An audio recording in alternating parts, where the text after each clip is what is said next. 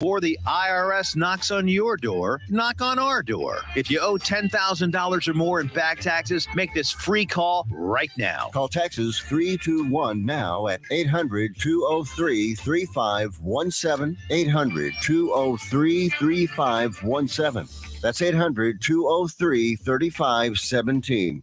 Hey, listen to this. Share Life Vacations has a special treat for you. It's a free 3-day, 2-night getaway to either magical Orlando or exciting Las Vegas. It's your choice. Absolutely no strings attached. Share Life will also include a second vacation to your choice of over 30 additional popular resort destinations. Now, we can't give everyone a fantastic prize package like this, so to make it fair, we're going to ask you a trivia question. You get it right, you'll win it all. Are you ready? Okay, here we go. This movie is about a British Secret Service agent who is frozen in time in the 1960s. Was that movie Austin Powers' International Man of Mystery? Press 1.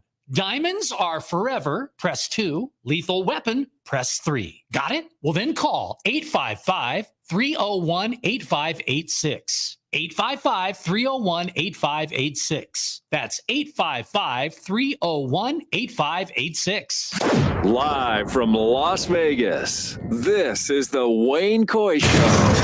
I'm going to make him an offer he can't refuse. Second one, this is the bandit, it's a snowman out there. My head is shot.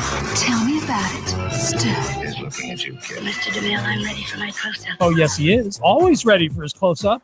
He's a guy that knows movies better than anybody that I know, and he can knock out a big old box of popcorn faster than you can say Patrick Stibbs. He is the the box officer, and he's here tonight to talk about the new movie that everybody's been waiting for. You might be familiar, maybe. Fast 10. Dominic, welcome to the big showdown. Amazing. My turn. Oh, boy. Did you leave the helicopter back there? You know what that means. That means fast. It means furious. It means Vin Diesel not being Groot and showing up in that. It's just been going on forever. It seems like our lifetime, Patrick. Is it over yet? No, I think this franchise has been around for like 20 years, hasn't it? I mean, I think the first one came out in the mid 90s or something like that, or late 90s. And you know, this is now the 10th movie, hence the Fast Roman numeral 10, or Fast X if you want to call it Fast X. But this is the 10th installment.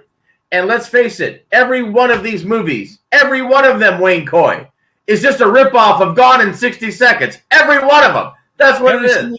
Right. Well, you know what? Because it works. That's why. I mean, if you got a formula, you use it. Now, the thing is, though, you got to continue to be able to continue to keep the formula going and still provide the quality. So that would be the big question here. Well, and that is the big question. And the thing is well, you mentioned quality. Now, I don't want to say this movie doesn't have good qualities, but by the 10th installment, if you've seen the trailers, then you know that this is like one big pinball machine of a movie. I mean, it's very heavy CGI, very heavy special effects. There's no way in God's green earth anyone could survive any of these cars racing through this stuff, or over bridges or helicopters, whatever. But you know what? The audience doesn't care, because people go to these movies to be entertained, and you check your brain at the door and you grab your popcorn, and for 2 hours you're in heaven. Yeah. That's how these movies are. All right. So if you enter a theater and you have those kind of low expectations as it relates to anything groundbreaking, you know what you're in for. Did you still enjoy the time that you spent in the theater? That's absolutely, because it's a story there. There is a story in this particular movie, the 10th one. Okay, Vin Diesel is the one constant character in all 10 movies. We've had people come and go. Dwayne Johnson. Remember, he was in these movies for a while. Then him and Diesel didn't get along, and so in this particular movie, what is emerging is. He's got an 8-year-old son now who's become a target of the bad guys. So you know what? You can mess around with Vin Diesel, but by God, Wayne, don't mess with his kid. That's the moral of the story here. So does Liam Neeson come in at this point? Do we have what? I'm sorry? Does Liam Neeson enter the film at this point then? No, but I wouldn't be surprised if he's not going to be in Fast 11. So maybe that'll happen. Right. Because here's the thing. They say this is the 10th and final movie in the franchise. Well, come on. We know how that goes. This movie is supposed to do gangbusters, at least $100 million opening weekend minimum. Wow. Worldwide, probably double that just for the opening weekend. This movie's going to make money, which means Fast 11 is not far behind. So and you know what? That's okay. You don't think they're done? No, not at all. No. Okay. No movie franchise anymore is done. In the old days, like say, remember the original Escape or the original Planet of the Apes series? Sure. You know, you had this big, huge film with Charlton Heston, big, huge hit. They did 5 of those, and they said, okay, you know what? We're going to call it quits. Even though we could keep going, we pretty much run out of storylines. Everything's happened to the apes. We're going to happen to whatever. Boom, it's done. Studios don't think that way anymore. As long as there's a buck to be made, the sequels will keep coming. And again, that's fine because with all the problems in the world today, Fast 10 is just a couple hours of pure escapism. And there's nothing wrong with that. You know? So if there ends up being a Fast 20, you're cool with that. You got no problem. I'm perfectly fine with Fast 20. Hey, what's the record for most sequels to a film? Do we know the answer to this? Well, I would say probably at this point, the Friday the 13th series, I think, is on its 12th or 13th. And I think the Halloween movies with all the reboots and you know, sequels and remakes, that might be, I think that's exceeded 10 now. That's over 10? Okay. Yeah, so that, you know, for some reason, a franchise that didn't make it was the Blue Lagoon. I don't know why. Want it. It just didn't take off. You know, I thought Return to the Blue Lagoon was a whole new story. No, didn't happen. Well, was Brooke Shields in both of those? No, she was not. See. And that she was in the first one, but not the sequels. But in answer to your question, there's no such thing as a franchise ending, you know, unless it's just not making money. You know, if Fast 10 were to open and to be a total bomb, then okay, we would not see Fast 11. But again, yeah, it would be over. But as long as there's a buck to be made, there's a sequel to be made. That's how it is now. Gotcha. This is summertime, the beginning of the summer movie season. What are the big movies coming out this year? Well, the film that debuted at the Cannes Film Festival this weekend or this week is the new Indiana Jones film with Harrison Ford, getting very good reviews. Had a standing ovation. I guess this is one heck of a ride. They've really done a good job of tying a lot of things together with all the films over the years, especially the first one, which everyone loves, right? Yeah. And so I'm excited to see the new Indiana Jones and the Dial of Destiny. That's what it's called. That one's coming out. Wait. Go back. What's it called? It's called Indiana Jones and the Dial of Destiny. Oh, I thought you said the Vial of Destiny. No. Like, Indy's like doing coke now? What happened? Indiana's got his Jones on. Yeah, apparently. Okay. Well, it's not a vial. It's a dial. It's a dial. It's a dial of destiny. Yes. Actually, at his age, he's what, 80 now? Yeah, is he older? I really thought they should have called this movie Raiders of the Lost Ark, AARP. I thought would have made a lot more sense. But evidently nobody liked my idea at Paramount. I like it. So thank you. So okay, you got to give some popcorn kernels out here. How many for Fast and Furious X? I'm going to give 3.5 popcorn kernels for this one, Wayne. 3.5. 3.5, almost 4. But again, there's really is there a story to this movie? Not really. But you know what? It makes up for it in action, and there's some humor. And who doesn't like Vin Diesel? Come on, the guys are great. He's great. So I give it 3.5 popcorn kernels. Okay, well, there you go. What do you got for us next week? Oh, next week we're going to talk about the new Little Mermaid film coming out, the live-action Little Mermaid from Disney. Yeah. We're talking about that one and a couple surprises with that movie in store, and also possibly the new Spider-Man animated film coming out as well. Oh boy, can't wait! Oh boy, can't wait. I live for Thursdays. Thank you, sir. The box office.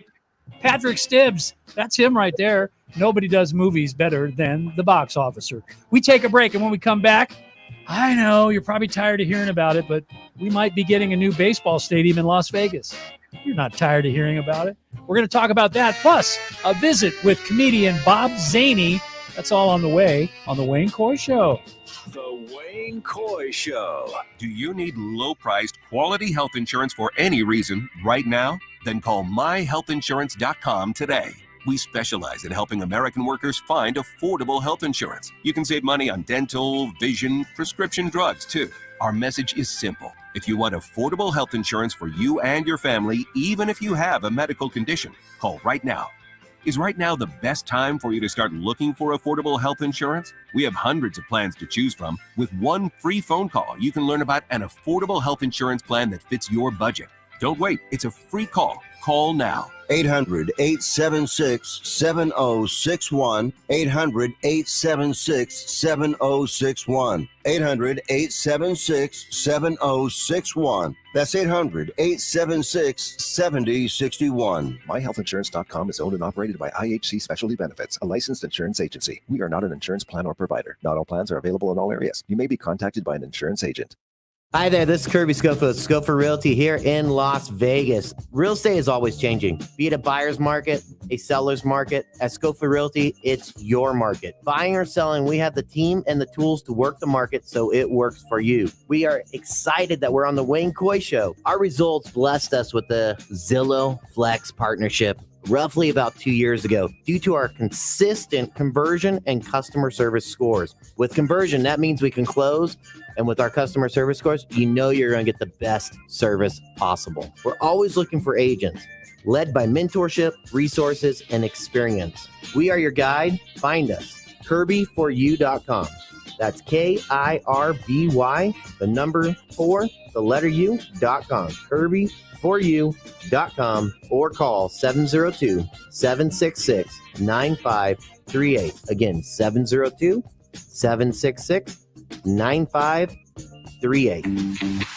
Big Dogs Brewing Company, open 24/7, is an award-winning brewery, a full-service catering business, and a fun, smoke-free brew pub restaurant with a full-service bar, including over 35 craft beers on tap, 35 multi-denomination slot machines, the best gaming promotion, and a lively, dog-friendly outdoor patio. Big Dogs Brewing Company, 4543 North Rancho at Gray. Find out more at BigDogsBrews.com.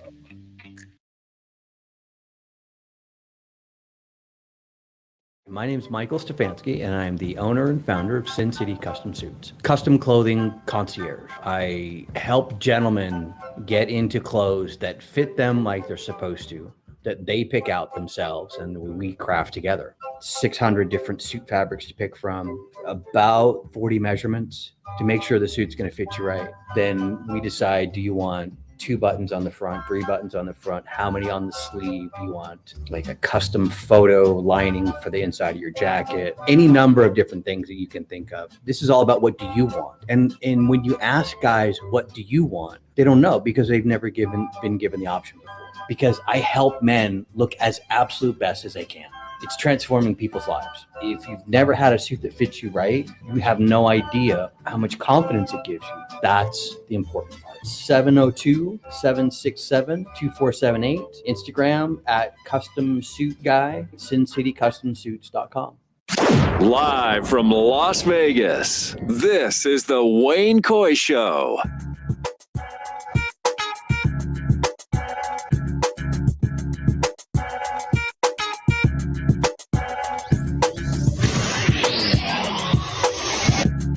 You know what I am doing right now that I'm very excited about? I'm going to thrift stores and I'm buying stuff, and I would love to report what I got at the thrift store. Would you like to see what I got at the Goodwill? You know what they have there that I really love? A lot of arts and crafts. People make these arts and crafts. This is really cool. Someone made this. An aunt is like a mom, but cooler. Isn't that neat? And on the back it says, an uncle is like a dad, but creepier.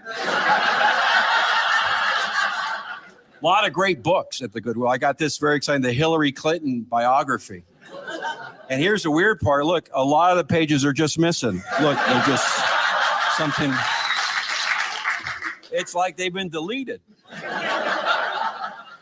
I'm not picking sides. In fact, I got this book from 1980. 1980. John Gardner put this out. Let me go ahead and read the synopsis. A chilling novel, The Ultimate Soviet Takeover. The Last Trump. There. We didn't pick sides. This is a great book. Bill Cosby, Time Flies.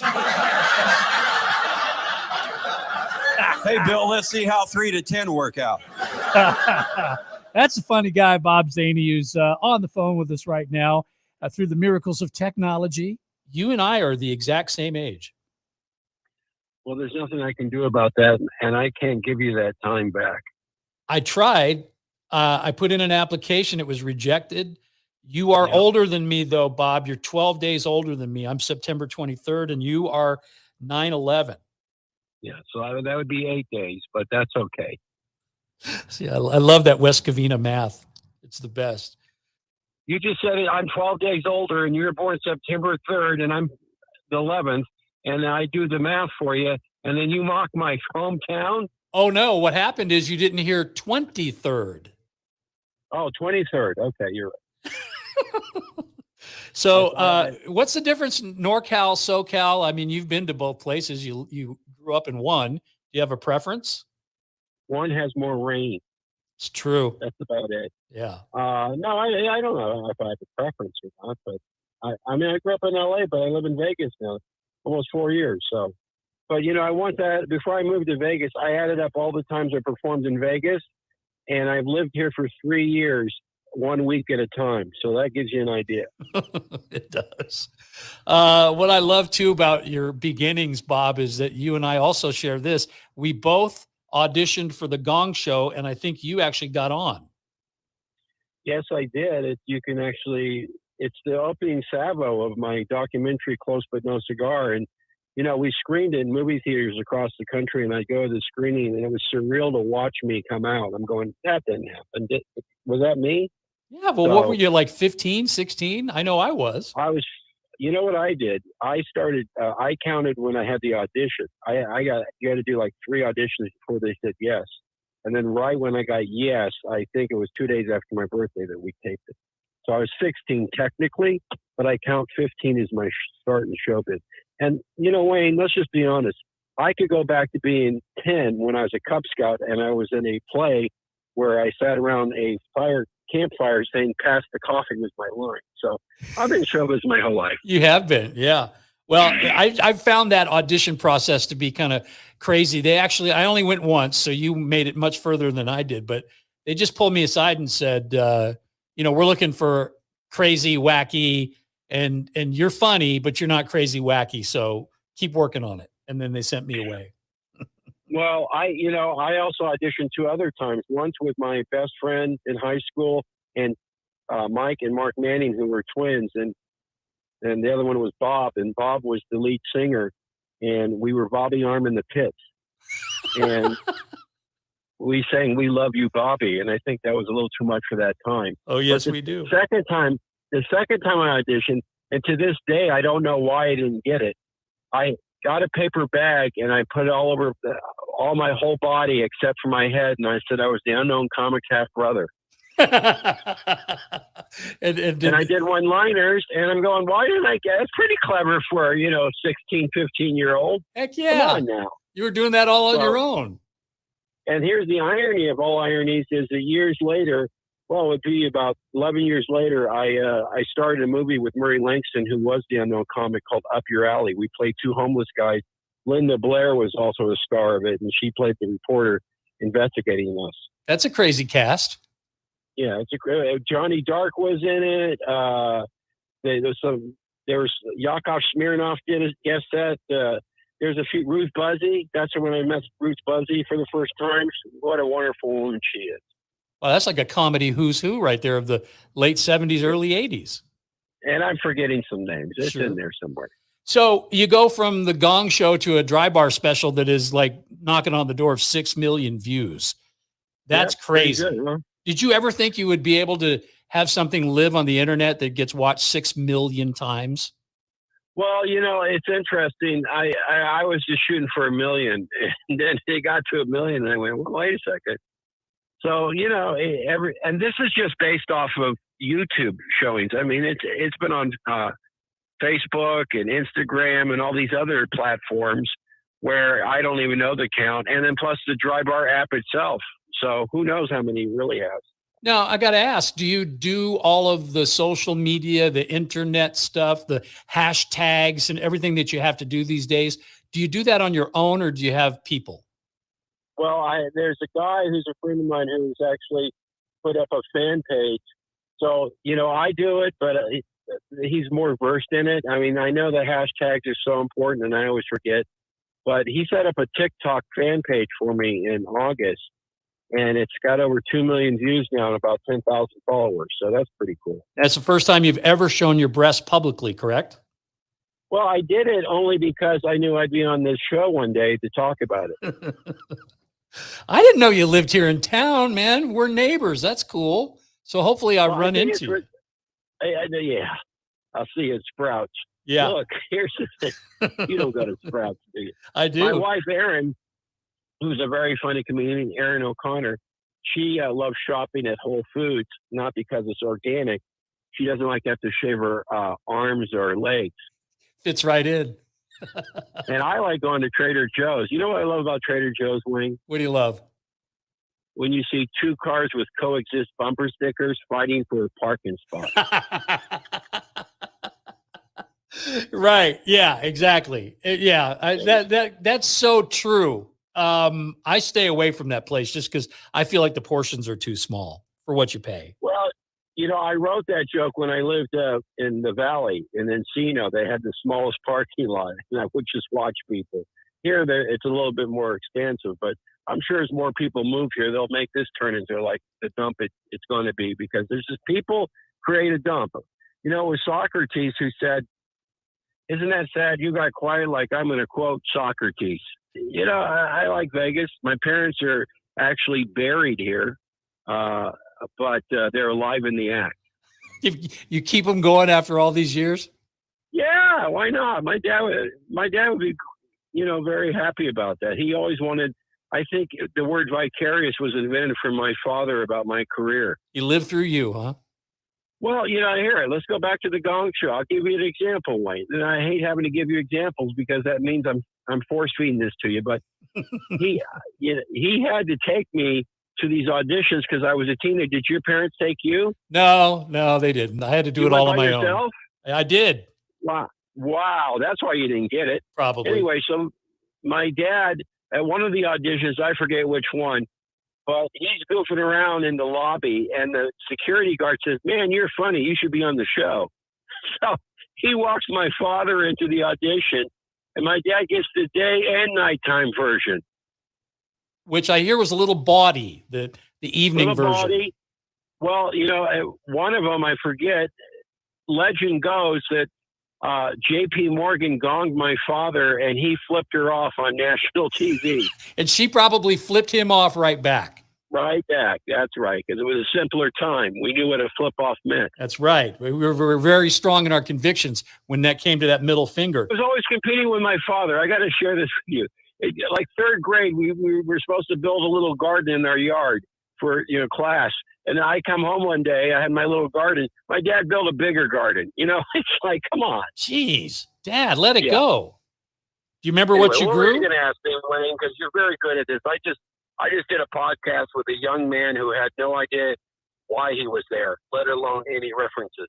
Oh no, I went to bed last night going, I get to talk to Bob Zany in the morning, and I was here lickety split so I could make sure we had this conversation. Absolutely. Well, I would hope. You are at the Westgate June 15th through the 18th. Right. And I was just at the Tropicana at the Laugh Factory, and before the big news came down. Yep. Oh, yeah, the Oakland A's. Let's not go there. Yeah. But yeah, I'm going to be at Brad Garrett. Brad and I actually, he's also our age, I believe. He is. Same age.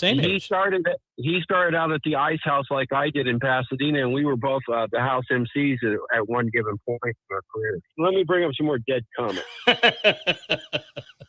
Because recently it's real easy to do. Yeah, it is. And that's sad too. Don't you? Well, I don't know about you, but we're the same age. So are you finding like you go through the list of your Facebook friends and you're like, yeah, gone, not here? checked out. Oh, I've lost so many people. It's just, whenever my wife will say, so-and-so just passed away, I say, oh, it's their turn? Yeah, but we're not even that old, Bob. Well, I'll tell you, you're getting old though, Wayne, as you're watching the History Channel and you go, hey, I know that guy. But the one thing I realized turning 60 was, we got a new dog. Thank God all our dogs that we've rescued, by the way, you rescue dogs and cats. That's what you do, yeah. Yeah, you do that. But if you get a pet, you don't think about it. But now I'm going, wait, this dog might outlive me.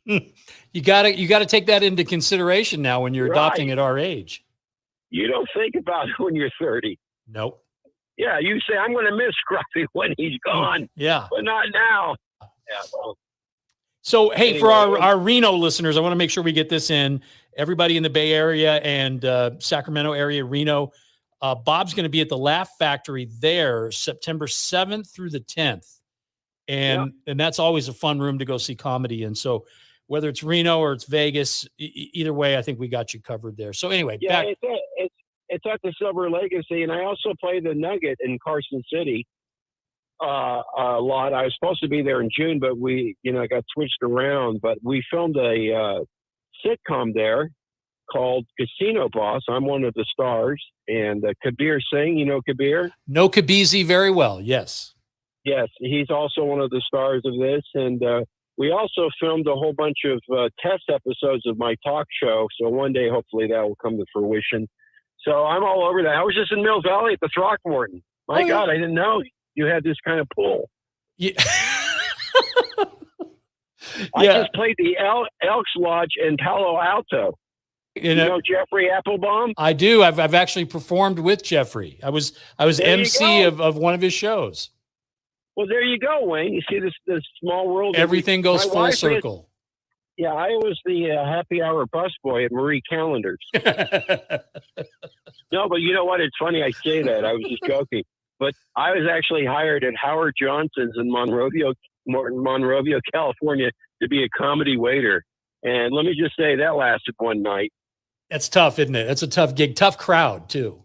Well, I was 18. What do I know? But, I worked at United Rental in West Covina, and we would deliver tables and chairs to this hotel. And I'm goofing around with the woman. And she says, you're funny. Why don't we try this? And we tried it, and then it was over. Hey, you're a trailblazer. At least you can say that. When I was on the Gong Show, and I think we found the theme. When I was on the Gong Show, I read my jokes off a piece of paper. So I was the first alternative comedian. You were. While they were zigging, you were zagging. I was zagging, and I thought, always ahead of my time. Think about it. I never performed in my whole life, Wayne, ever. Right. What do? I go on national TV. That's the way to make an impression. I got to tell you, there was a pull to that because, as you know, there weren't all these reality shows, now competition shows. There was no Last Comic Standing. So the idea of if you were kind of funny or you could sing a little bit or whatever, the Gong Show was really the only place you could do that. Yeah, and, I know Chris Beard, who is one of the co-creators of the Gong Show with Chuck Barris and the producer on it. I had him on my podcast. I did many years ago. And we had talked about it. This is 10 years ago. And he was saying, he's no longer with us. I like to bring that up now. I think that's going to be another thing. Another sub-theme. Dead people and Gong Show. Yep. But he said something very profound to me, at least. He said, you can't bring the Gong Show back because everything's the Gong Show now. It's true. And he said the whole premise of the Gong Show was they would have one or two really good acts and the rest were crap. I wonder where I fell into that category. I think you were probably one of the really good acts. And that was the thing. I think it was hard, as I recall, as I remember it. I drove down there and I was very disappointed when I didn't make it, but it made sense later, like years later. And I'd watched those episodes then on YouTube, even in the last 10 years or so. And I'm like, okay, I get it. You weren't like the guy told me, at least he was honest. He said, you're not nuts enough. We're looking for crazy, wild, wacky stuff that can get gonged. And you probably wouldn't. I think I have a documentary. You can get it on Amazon called Close But No Cigar. And, they asked me about rejection because it was all about how the word no led to yes. Because I was turned down for Star Search 3 times. And and the producer was on a plane and saw my clip of my Rodney Dangerfield HBO special on the plane. And he said, well, he'd be right for Star Search. So I had to do an HBO special before I got get a on talent Star contest. Search. And then I actually got to the semifinals. So anyway, that was the premise of the documentary.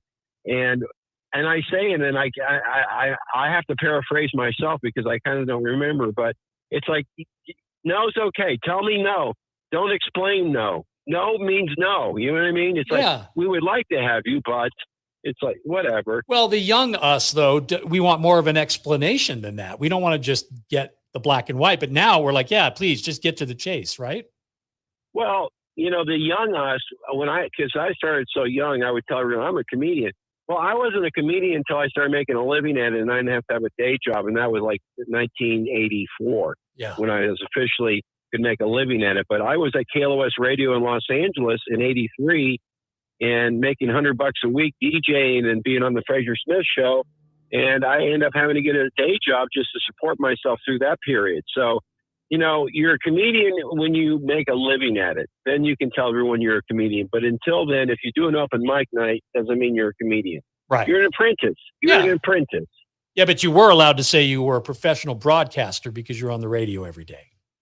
Well, I got to say that, yes. And, you know, the irony of all ironies is I studied radio and TV broadcasting at Mount San Antonio College in Walnut, California. I did 3 semesters, got my FCC license, did everything I was supposed to do. And I auditioned for the news station at the college, and the signal went out to the parking lot. And they turned me down. I think their slogan was where 10 watts sounds like a million. Yeah, there you go. Yeah. But you know what I'm talking about. So, but I was actually turned down, and I was saying to myself, you know, this is kind of why I'm here, is to learn. You know, yes, my audition was horrible, but maybe I could, you know, you could teach me. Yeah. So that's when I dropped out of college, and I went from West Covina to the Valley. I moved there, got a job as a messenger, and a year later I was hired at KLOS. Which was a good place to be. Were Mark and Brian there at the time? No, it was Fraser Smith. He was the guy. And then Shauna. Oh, Shauna from KFRC. Yeah. Yeah. Shauna was, I worked with her for a year and a half. And, you know, the first thing they teach you in broadcasting schools, don't think you're going to go to New York, LA, or Chicago. You're going to have to go somewhere else to learn your craft, which is true. You should. You know, it's like a comedian. I meet comedians on the road and they went, I got to move to LA. And I said, why? Are you ready? Mm-hmm. Or are you going to move to LA so you can go on the road to pay to live in LA and not be able to do anything while you're in LA? You know what I mean? Bob, my first radio job was in Keokuk, Iowa. So there you go. I actually have been to Keokuk. Have you? So, wow. Oh, I've been. You should see my map of the United States. The Midwest is like clusters of pins, and California, obviously, because that's where I grew up. But, you know, it looks like a cancer cluster of some sort. I'm surprised that I didn't run into you, being that, you know, a lot of my radio days were spent in Midwest cities like Omaha and Duluth and Green Bay and, you know, the Quad Cities. You've been to all of those places. All four, I can name them. Davenport, Bettendorf, Rock Island, and why am I blanking? The one where the airport is. You missed that one. What is it? Moline. Yeah, and there's also an East Moline. And, you know, I co-hosted the Jerry Lewis Telethon for about, 10 years. I was on for 17 total. And Jan Carl, I don't know if you know who she is. But very nice woman who was I would say a local broadcaster in Los Angeles. And I co-hosted with her. I said, I just got back from the Quad Cities. And she said, I'm from there. And I named them. And she says, no, that's not true. So I don't know. Maybe she made the whole thing up. It could be. You know what, though? It's not a bad part of the country. And I think the people that live there, they love to get out and laugh and be entertained. And, you know, there's probably a reason why you've been so successful there, because you're a funny guy. It doesn't come easy. You've been doing this for a long time. But what I love is you have the energy of a guy who's half your age. Well, you know, I'll tell you, it's interesting that you said that. I'm a cup of, I appeal to everybody. I mean, ethnicities, old, young, whatever, they all get me and laugh when they're in the audience. So how do you market that in show business? Because it's all niche marketing now. Yeah, it is. You got to find your lane, and then they want you to stay in it. Yeah, I sometimes I'll read the comments at YouTube that people leave, and I would say 97% are positive, and then the ones that are negative, they're just jealous. Right, and I've tried to tell Kabir to quit doing that because it really isn't very. Kabir, but that's just how he learns English. Look, let me say this. But it's cool to always get I get comments from across the pond. I'm actually going to Israel at the end of the month. I'm doing a tour there. You've done that before. This is going to be my third time. The third time is a goy charm. Yeah, not koi, goy. Yep. Goy, because I'm not Jewish, but I love it. Have you been to Israel? I have not. You go to Tel Aviv, there's a moment where you just think, this is LA. There's a beach, whatever. You don't think about it. Mm-hmm. In fact, I went to, there's an American bar called Mike's Place. And I said, well, I'm an American. I was a Cub Scout and a weed blow for a week. So I go in, and the guy, Wayne, looks like a surfer from Santa Monica, who's the bartender. In Tel Aviv. I said, hey, man, I'm from L.A. He says, yeah, I've been to Louisiana. They don't know West Covina. They don't know. Are they good to you over there, though? I mean, are they receptive? Yeah. Yeah, very receptive. In fact, it's funny that the comment I get, wow, you're like Don Rickles out there. And I go, yeah, and that's a compliment. Don Rickles was a very funny man. Yes, but Don knew what he was going to say to people. I gather the information, and then I create it in that moment, or at least I have a line that I know that'll work, Yeah, well, we have 25 minutes that has just passed that prove that time and time again. You're pretty good on your feet there, Bob Zany. Well, it's all those years in high school, Wayne, and I'm very appreciative. I'm actually self-taught. I went to public schools. The thing about California is it's going to be the next Venezuela, and you have to have all the people in the middle move out. So it's all poor, homeless, drug addicts, and then the super rich behind their gates going, hey, that's fine. Right. Fine. That'll be Kabir on a hill in Fremont. Snoop Dogg's not hanging out on the streets anymore. You get out of there, and then you just rap about it. Well, you have to rap about it because that's all I do is rap now. I know. Here's the thing. I just don't understand. I think there's a guilt when you get successful that you think, well, I'm going to give back this way. You're not giving back either. You're just virtual signaling, Mm-hmm. Do something. Do something where you're actually giving back. I don't know why people put tuxedos on to go to a benefit to help homeless. Just give the money. How about that? How about just write the check? Not even write the check anymore. Make sure the check's doing something. Oh, I love that. That's true. You got that right. Why are you writing the check? Where's that money really going? That's a nice Mercedes, and you're the head of the organization? I almost feel like I need to breathe between what you just said and me asking you about the Jerry Lewis telethon, but I'm not going to. Jerry's the one who made that whole thing, The producer would tell me that what Jerry was trying to achieve was vaudeville on TV, with the acts and everything. But it was a great honor because Jerry, I from what I heard, and again, only once did I really sit down and talk with him. I was doing the warm-ups for the Emmys, and he got Lifetime Achievement Award, and we were sitting in the green room for like an hour.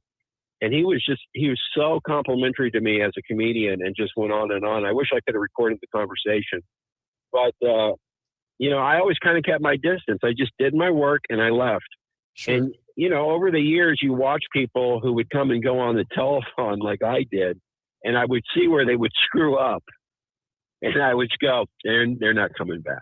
And that's not the way Jerry would have done it. But you're you. Well, yeah, I'm me. But, I'll give you an example. There's a guy who, I'm just going to say, he started on a major sitcom in this 80s. And Who's the Boss? Anyway, he was on that. Well, when Jerry was going through those health issues where he puffed up and stuff, and he had to be in like a wheelchair for a little bit, the guy came over and said, "Don't worry, Jerry, I'm here to take over if you need it." It's like, you don't tell that to Jerry. Mm-mm. That's like telling the comedian, "Don't say this." Plus, if you've ever heard Tony Danza sing, that wasn't a very good suggestion. No, I didn't say it was Tony Danza. I could know. have been Alyssa Milano. It could have been Alyssa Milano. It could have. It probably wasn't, but it could have. Hey, you're famous because you pushed Joe Dirt down. Yes, I play man number one, and everybody who saw the performance thought I was number two. No, I love the way you gave him a little what. Did he ever try to get even with you? No. In fact, I've known David. I used to give him rides from the airport before he, when he could get back from gigs and stuff. But Fred Wolf, who was a writer-producer on the movie, they gave me the part, and they said they were going to have me come and audition and put me through the ringer, and then say you didn't get it and stuff, but they chose not to do that. Oh, that's good, because that's a moment that lives forever, and what a moment it is. I mean, I think, just to be able to tell people, have you ever seen Joe Dirt? And then you go, the scene where that's awesome to be able to do that. It just proves, doesn't have to be a really huge part, but if it's a significant part, that's great. Well, did you ever see Fast Times at Ridgemont High? You bet I did. And when Jess Spicoli, Sean Penn gets the pizza delivered, but the guy who delivered the pizza is Taylor Negron. He did a lot of character acting. Very funny guy. He passed away too. He's dead. Yep, back to Dead Comics. That's as close to my, he's the guy who delivered the pizza and passed on. Is I'm the one that pushed Joe Dirt into a janitorial cart. But I ran into David a couple of years ago. I was in Lake Tahoe. He was performing across the street, so I went over to say hi, and I said, Joe Dirt is like the Bible in the Midwest. And he says, I know. It is. Absolutely. That's what I'm saying. Joe Dirt people are Bob Zany people. There's no way around it. Well, I think I appeal to all groups. So that's, if I can go into Mill Valley and do a show and get laughs, that's pretty big. And think about it. I was in Mill Valley. The next week I'm in Minot, North Dakota. And the next week I'm in Fort Wayne, Indiana. How about that touring schedule? Let's see Mark Pitta try to do that. Well, you'd have to want to book him. Look, the point is, I'm kidding. Mark lives here now. I know, but as soon as you said Throckmorton, that's the first person I thought of. It's like he's guilt by he got me in association. there in the beginning. Yeah.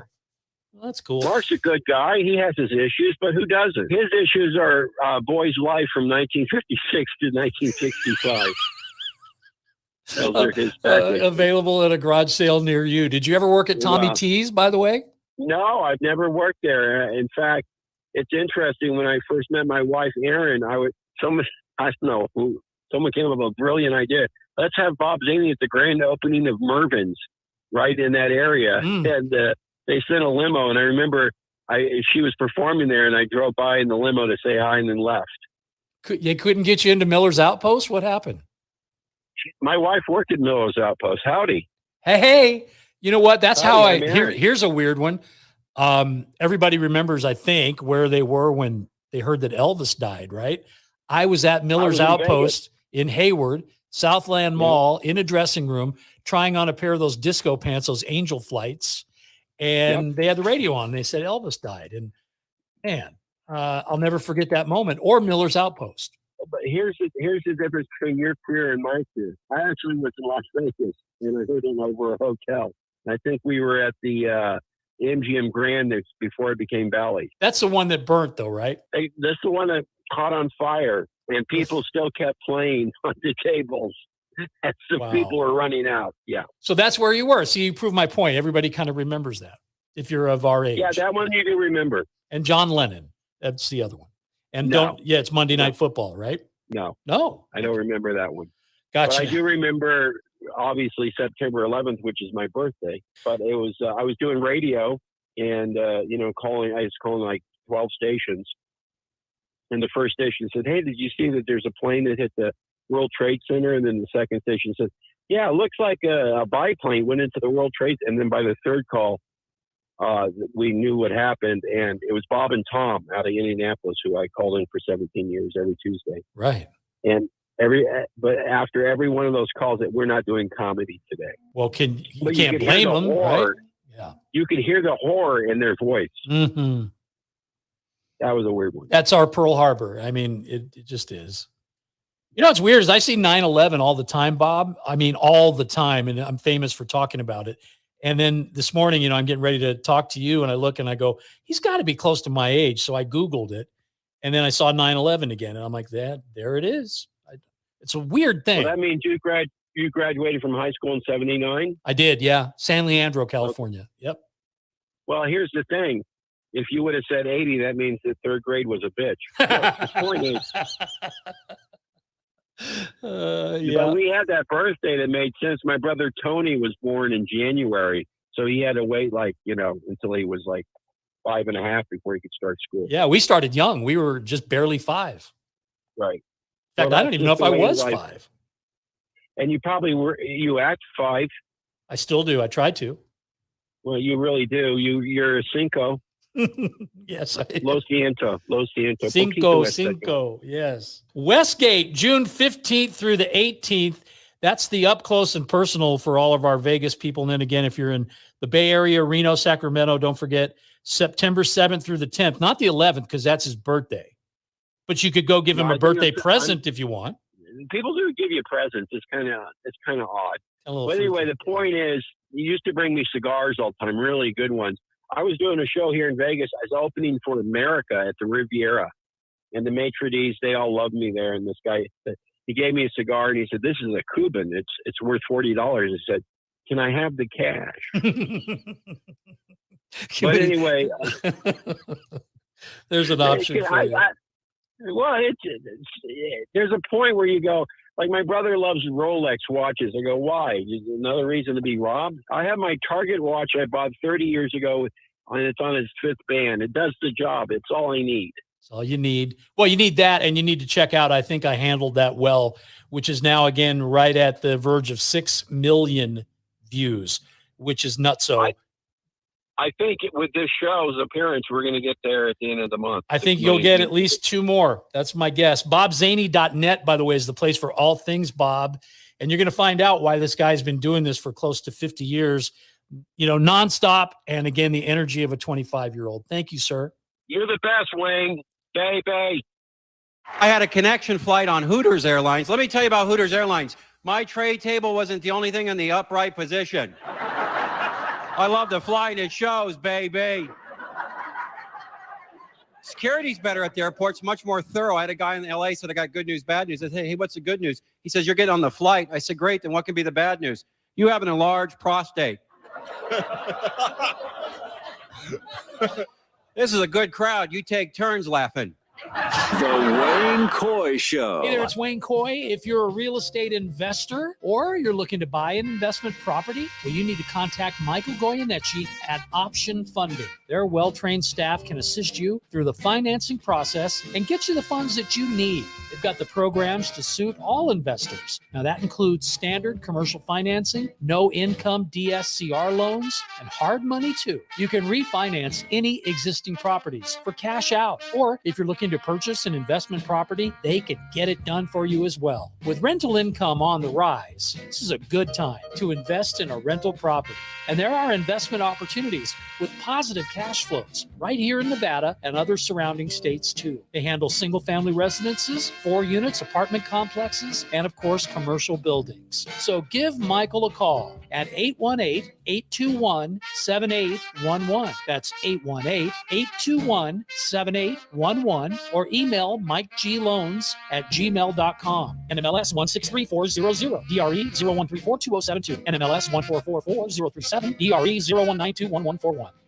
Do you use the expensive blue or yellow pills to charge your sex life? Are you thinking about it? What if we can promise you the same results for less than $3 a pill? If you're paying $20 a pill for the other pills, you're getting taken to the cleaners. Our pills deliver the exact same results for less than $3. You'll save more than $16 a pill for the same results. And right now, radio callers will get 44 blue or yellow pills for $120 with free discreet shipping. You can save more than $700 off pharmacy prices. Charge your sex life now and save a ton of money. Call now and get your 44 pills and save over $700 and qualify for free shipping. Stop overpaying and call right now. Paid for by Steelman Pills. 800-431-9102. 800-431-9102. 800-431-9102. That's 800-431-9102. In times of economic uncertainty and chaos, your money means nothing. You may not even be able to get it from your bank or ATM. And the money you do have in the stock market will go down and down. What you can bank on is gold and silver. gold and silver have been a reliable and trusted form of currency for thousands of years. Gold and silver have never been worth zero, and typically gold holds its value during economic turmoil. Call the Gold Hotline now and learn how to protect your money and your assets with gold and silver. And learn how to set up a new IRA or roll over your current one into a gold-backed IRA. Protect your money from the next market crash with gold and silver. Call now for your free gold guide. 800-557-7921. 800-557-7921. 800-557-7921. Snyder, you have to stop up, but you play the best Tavertino and video poker in Vegas. Promos are how we roll to make the most of your gaming dollars here with us. Come play our proud partner gaming promotion, Fly Aviators Fly, and receive daily free play, bonuses, and more. With a chance to win awesome brand of prizes and big money for all the jackpots each week. It's not only great gaming that Snyder's Pub has, it's the 24 awesome rotating draft beers, Vegas' best appetizers to match. So join us in supporting your Las Vegas Aviators, Golden Knights, Lights, Aces, and the Raiders as we make history in Vegas. Snyder's, the Nevada-style pub at 8410 West Cheyenne, 1750 North Buffalo, and Las Vegas Boulevard at Windmill. Snyder's, I love this place. Now, back to the Wayne Coy Show.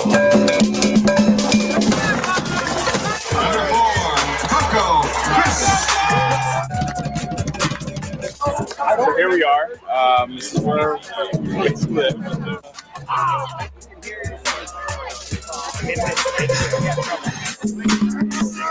So everybody, this is my roommate Charlie. Hey, you met the bleachers? Yes, Charlie. Tell us about how we're gonna go back to this game. Dude, I don't know, man. We need to I was actually gonna take my shoes off and throw them they do in Iraq. Yes. Because it's a real, because they're blue. Okay. I was gonna throw them at Rios. I chose the wrong shoes tonight. Very superstitious.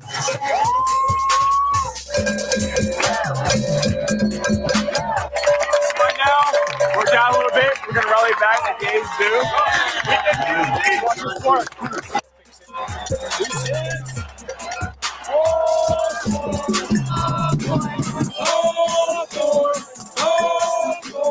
A lot of positive, obviously the Frank Core making Tuesday things, but we have a lot of negative right fielders. Jose Bautista hates us. We've been flipped off before. A couple years ago, we've been told by security we can't yell at anyone.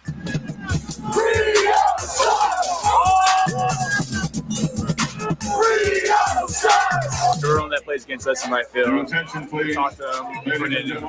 told Troy Hunter, I'm like, you make so much money, you should buy me dinner. He was like, okay. So it took 2 years, including a trip down to Anaheim. Right, I was there. And last year, he finally came through with a sign, 3 big bags of Popeye's chicken.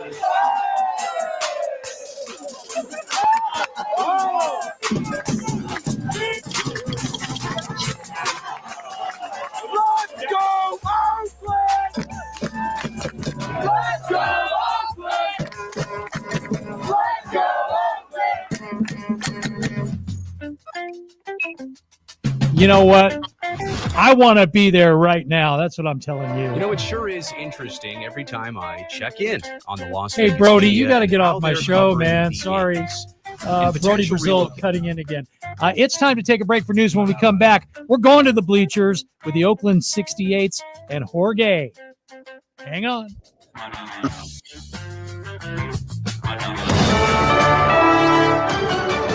USA News. I'm Ryan Daniels. There were questionable moves made by top people in the FBI surrounding January 6th. That's the assertion from several documented whistleblowers who testified before the House Republicans Subcommittee on the Weaponization of the Federal Government. Former FBI Special Agent Steve Friend says, in addition to an indefinite unpaid suspension, the FBI initiated a campaign of humiliation and intimidation to punish and pressure me to resign. he said those investigations deviated from standard practices. There's more confidence being expressed now about the prospects for a debt ceiling deal by next week. The U.S. Senate is going ahead with its scheduled recess. Senate Majority Leader Chuck Schumer says he'll call senators back within 24 hours' notice to take a vote. Congress must pass a debt ceiling increase by the first week of June or risk a default. Montana's governor says he's not too worried about groups that would oppose his new ban on TikTok. We've looked at it from all facets, and we believe We're going to stand up and protect the people here in Montana. I think that's what Americans want, and we've taken this decisive action to do so. Governor Greg Gianforte signed the legislation to ban TikTok from operating in the state this week. A group of TikTok users has filed a lawsuit to block the ban. More Americans are testing positive for marijuana after workplace accidents than ever in 25 years, a report from Quest Diagnostics shows. And Wendy's is testing an underground robot system to pick up your orders. The fast food company is partnering with Pipedream, a hyperlogistics company. The instant pickup portals will be next to parking spots, and robots will carry meals underground to customers' cars. The company also announced earlier this month that it's teaming up with Google to add AI to the menu to answer customer questions and take their orders. I'm Dave Collins. This is USA News. Texting enrolls you in recurring automated marketing text messages. Consent not required to purchase. Message and data rates may apply. Leaving for the gym so early? I'm ready to go. Since you started taking Nugenix Total T, you've been acting like when we met in our 20s. I feel like myself again. Lower testosterone after turning 40 slowed me down. Nugenix Total T has been a game changer for me. What is it about Nugenix Total T that's different? Well, it's a patented key ingredient called testofen. It boosts free and total testosterone to help you get back the drive and energy from your... It's back. The huge difference it's made for you in the gym, at work, and in the bedroom. I'm so glad I sent them a text for my complimentary bottle. Text PRIDE to 321321 right now for your complimentary bottle of Nugenix Total T. Nugenix is the #1 selling testosterone boosting brand at GNC and Walmart. Do it now, and we'll also send you a bottle of Nugenix Thermo X, our newest, most powerful fat burner ever. Absolutely free. Text PRIDE to 321321. That's PRIDE to 321321. Is your dog suffering from a sensitive stomach? Hi, it's Kelly the Cookie Lady from Mooch's Munchies. Our dogs had super sensitive tummies, and I needed to find a low-fat treat that wouldn't give them gas or other issues. Most of the treats on the market were loaded with fillers, chemicals, and chicken fat. Many of them weren't even food. Well, I knew I could do better, so I developed Mooch's Munchies, and I'm happy to be able to share them with you. Stop by our store or our website, moochesmunchies.com, and find out why we say that Mooch's Munchies are totally awesome. Hungry for the best barbecue in Las Vegas? Come out to the infamous barbecue and meat market, John Mole's Meats and Roadkill Grill in Las Vegas. John Mole's was featured on the Food Network's Diners, Drive-Ins, and Dives. Now take home delicious meat selections for your grill, and while you're there, grab a bite of the best barbecue in Las Vegas. With 2 locations now at Tom and Gowan or on North Decatur, you're sure to find the perfect meats for your next barbecue or party. Find us online at johnmolemeats.com. Welcome to Hash House A Go-Go, where we've been serving farm food and crafted cocktails for over 2 decades. Visit us for the full Hash House experience at any of our 5 Las Vegas locations. Hash House A Go-Go is where old school meets new and gets twisted. We bring people together over good food and fun. Come in for breakfast, lunch, or dinner, and come hungry because our portions are huge. Visit us online to see our entire menu at hashhouseagogo.com. Hash House A Go-Go. It's a Midwest thing, and there's nothing else like it. Zen World Premium CBD offers full and broad spectrum CBD oil, extracts, and capsules, which are designed to help you feel your best. Their products are sourced from the best organic hemp and natural ingredients on the market and are tested for quality, purity, and potency. They have a full range of items from health and wellness to beauty to pets. Call 725-205-9223. Visit online at zenworld.com or stop by their location at 9895 South Maryland Parkway and Silverado Range Parkway. Mention KSHP for 10% off in-store or use code KSHP online for 15% off. Live from Las Vegas, this is the Wayne Coy Show.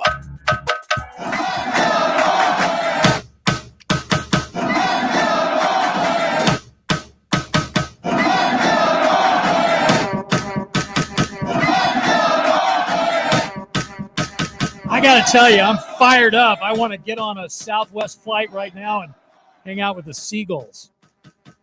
That's, I think, all that's left at the Coliseum these days. Jorge Leon, how are you, sir? I'm good. You know, just chilling out here in East Oakland. We're probably hearing you, I think. You're probably in there. So do you ever listen to those chants and go, yeah, that was me?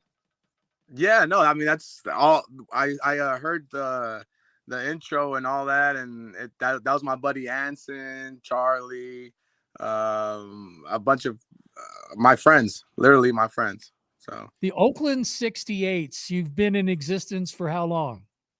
So officially a nonprofit in 2020, founded in 2017, but we've all been coming to the Coliseum since I have some members since 68, and then there's been some guys since 90s. I mean, I've been going there since 92. Most of my friends that have become the 68s have been coming here since early 2000s, 90s.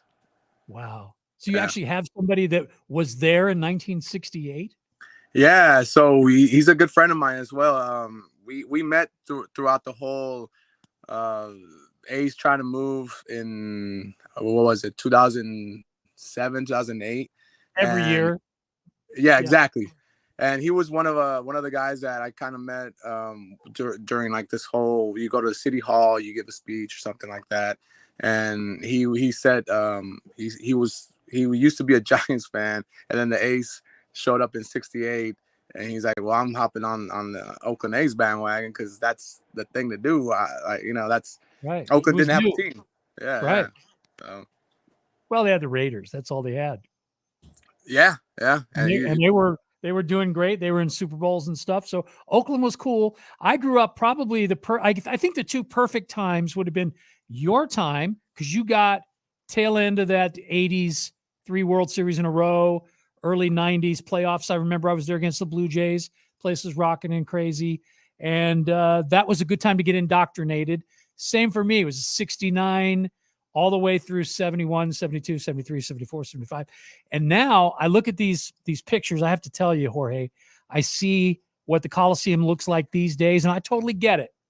I 100% understand why you put your drums away. I get that, and I want to ask you about that. But 1979, the Triple A's, they were called, Charlie Finley had, he just said, look, I can't pay the players, so I got to sell the team. And he eventually did, to the Haas family, and the A's ended up right back in the playoffs, and Billy Ball and all of that. But that last year, 79, I have to tell you, I probably had more fun that season than the years where they were packing the place, because I could go anywhere I wanted to. Anywhere. Literally. Had the run. I probably got 100 foul balls, and, just roaming. And third deck seats, they wouldn't even sell them. So you had to buy second deck, and then you walk down. Yeah, no, I feel like you said, honestly, I feel like I've been getting the best of both worlds, or I guess bittersweet, because sometimes when it's not packed, when I was in high school, we go sneak up into the third deck, light one up or whatever. Yeah, back in those who's days. watching? Yeah, I mean, last year there was a couple having sex up there in the corner. Yeah. That was And cool.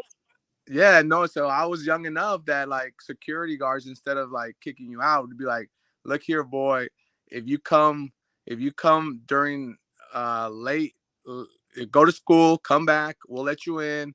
It's all good. You don't have to be doing this. And they were mostly like taking care of us. You know what I mean? Like kids. And you're talking about George Costa, probably. Do you know him? I don't know him. I know Dale. Big Dale. Okay, well, George's name is spelled like yours. He doesn't pronounce it Jorge or Jorge. He pronounces it George. And he left the A's, went over to work for the Giants. But here's my story for you. 1974 World Series. I had tickets, me and two of my friends had tickets for game, I think it was 4, okay? And game 5 was the next day. Now the A's have like a 3-1 lead at that point. And we're thinking, okay, they're going to win the World Series and we're not going to be able to see it. So George was an usher then. He wasn't the director of stadium operations. He was just the usher for that particular section of the third deck. And just like you, it's kind of funny, all the coincidences, the things you talk about. I read that article that you wrote, and I want to talk to you about that too. But we went up to him and we said the same thing. We're like, come on, man, we don't have tickets for tomorrow. Our parents think we're spending the night at each other's houses. We just figured we could stay here. Are you okay with that? And he said, absolutely not. I'll lose my job. And we begged him some more. And then finally, he goes, all right, I'll tell you what, you go up to the top of the third deck, get down behind that last row of seats. And if I see any of your heads before the cage comes out for batting practice tomorrow, I'm going to kick you right out of here. He goes, but if you wait till BP, then you're fine. You guys can stay and watch the game. So we stayed, And of course they won, and we got to celebrate the third World Series in a row because George let us spend the night. I mean, stuff like that doesn't happen now. I got 6 kids. Ain't no damn way they're spending the night at a stadium. You know what I mean? That's amazing because it just feels like the A's are so much more ingrained into the community that way, you know, like without even it just that whole understanding, like the respect, you know, where we're at, where we're from. It's like, you know what, if we trust each other that if you mess up, I'm gonna let you know about it and we're gonna kick you out, kind of thing. And I think that's how we are. That's how the 68s are, with the ushers, with securities. I mean, it's like we police each other, you know. Yeah, but you're legit now. You're 501c3. It's like you moved up in the world. You're not out in the players' parking lot trying to get free autographs and tickets and stuff. You're actually doing great things for the community. So talk about that. What do the 68s do besides play the drums in right field? Yeah, so we teamed up with it's called the Green Stampede. It's also a nonprofit. It's actually one of the teachers that started that saw me cutting school one time and was like, "Hey, I have this great program. Instead of cutting school, we'll give you instead of cutting school and coming here, we'll give you tickets to the game and we'll feed you and you get to work on your homework. That's the only catch." And I was like, you know what? That's kind of cool. So I joined that when I was in high school, kind of middle school, high school. And then it went on and I kind of grew up with that program and became president of that program. And so then I love soccer as well. So I started a supporters group, which is the Oakland 68s, and kind of took the lead on that. And we still do the same thing. We tutor kids, we mentor them from East Oakland. We take them to A's games. And then we also do some. Do you actually buy them a ticket, Jorge, or do you sneak them in? So here's the thing. We work with the A's to get tickets from them.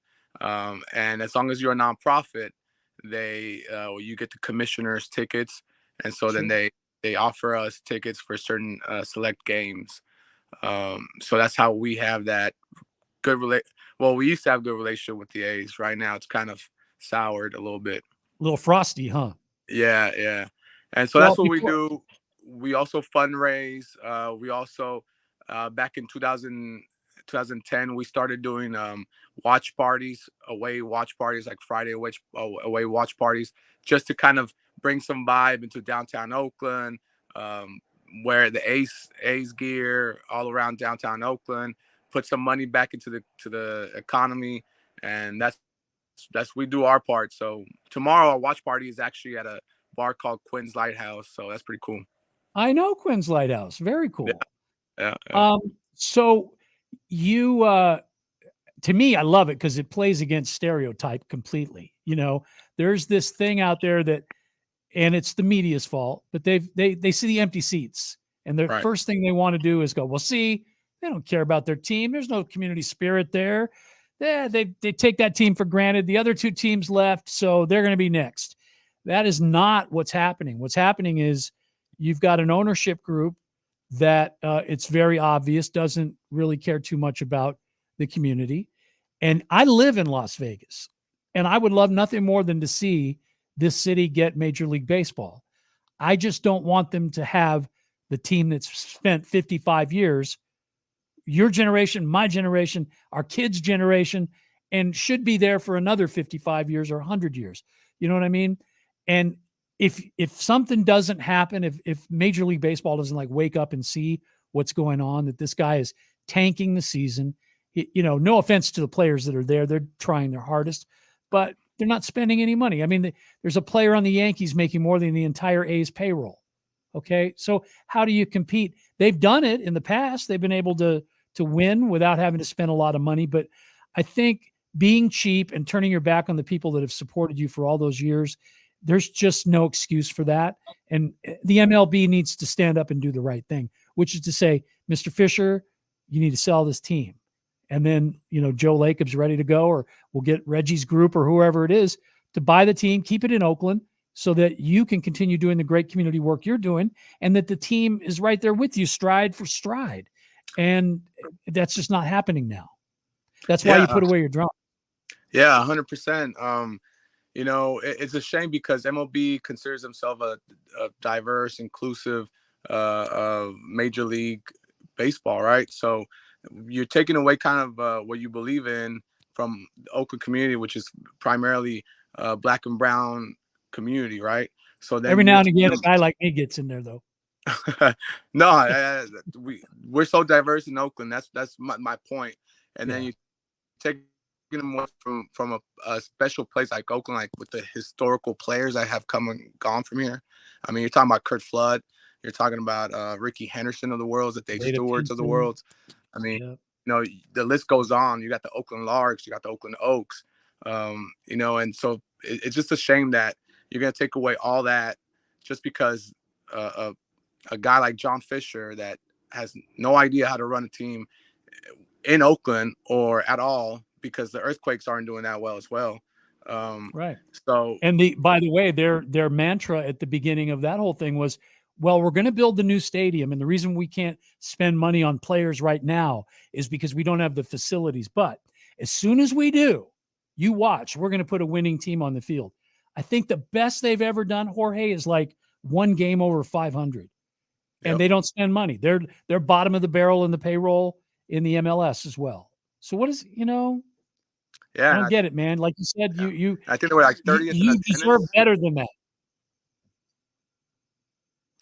Yeah, and I think the Quakes were like 30th in attendance last year as well. So it's just, there's a trail record right there. There's a record right there that he has. And for people to not see it, for the commission to not see it, and just say, you know what, Oakland is doing what they can, what we asked them to do, and yet, you're still letting them kind of flirt with Las Vegas. And nothing against Las Vegas. I want this sport to grow, because I do feel like this sport is kind of dying a little bit. Mm-hmm. And I want it to grow. I want expansion in Mexico City, Canada, Las Vegas, expansion teams, but not moving any more teams. Like the whole American mantra of like, let's move teams just to better the business has got to stop. I mean, I have UK friends that can't believe what's happening. They're like, can you imagine a team moving in their area, like Liverpool or anything like that? No, it would never happen. Right. So Manchester United will always be Manchester United no matter what. Exactly. And the Oakland A's should be the Oakland A's no matter what. So the way I'm trying to follow the story, and I know there's a couple of people out there. We've got one contributor to our show, Alan Snell, who you're going to hear a repeat of his visit from the other day here in just a few minutes. But his publication is called lvsportsbiz.com. And he's all over this story and the business side of it. So when you look at it from that perspective and you say, well, it's a business, it is more than that. It is more than a business. It's an heirloom. It's a multi-generational thing that should be treasured from generation to generation. And I'm going to tell you right now, the East Bay had zero issues filling that place up when the team on the field was good and the ownership gave a crap about the community. Neither of those things is happening now, and the Coliseum is getting older. I mean, we can't deny that. So they got plans. They won every lawsuit. They got all the way up to supposedly 3 or 4 more days worth of negotiation, and then they were going to put everything on the table, maybe with a mediator to try to get it done. But California, they found $375 million and brought that to the table for infrastructure to be able to get this thing to the finish line. It's true. It's been going on for a long time, but Dave Cavill, I'm just at a point now where the mouth moves and I'm just like, oh, lie, like a politician almost, Yeah. I guess. Yeah. So, we're the 68s, and me personally, I'm a fan before, I guess you would say, the business part of baseball, but I've seen it. I pulled the curtain back and I totally get that side of it. However, it still doesn't add up, right? Like, so how you're saying Oakland did all this, right? And we're ready to kind of move on and do an actual binding agreement here in Oakland, to all of a sudden just pull out and go to Las Vegas. It just, it makes no sense, right? Like, and then with Dave Cavill, it's funny, right? Because I'm a soccer fan. I know the Ultras and the Earthquakes. They actually warned us about Dave Cavill being kind of a, don't believe him. He can talk a big game, but he's a snake basically. And I kind of was still, when he was talking all that good stuff, I was still telling everyone, like, be careful. We still gotta, we still gotta be ready in case something happens. And basically what we wanted to do, what I wanted the city of Oakland to do, is basically call their bluff, right? So we did. We got them all the way up to there and say, now what? Do you really want to stay here, or are you just bluffing to move somewhere else? And my theory is that that maybe John Fisher isn't as well off as we all have been led to believe, and that maybe, playing through COVID and having nobody in the stands, maybe that put a dent. I know the Gap stock is way down, so he's a billionaire. At least we assume that he is, and he's asking for welfare. And that's the other thing. This whole thing about we've got to have a decision by January. That deadline has nothing to do with anything except revenue sharing. That's what it's about. Yeah. Because Rob Manfred has said you better have a plan together by January, one way or the other. Vegas, Oakland, whatever it's going to be, we need a definitive plan, or else we're going to take your welfare check away. That's what this is about.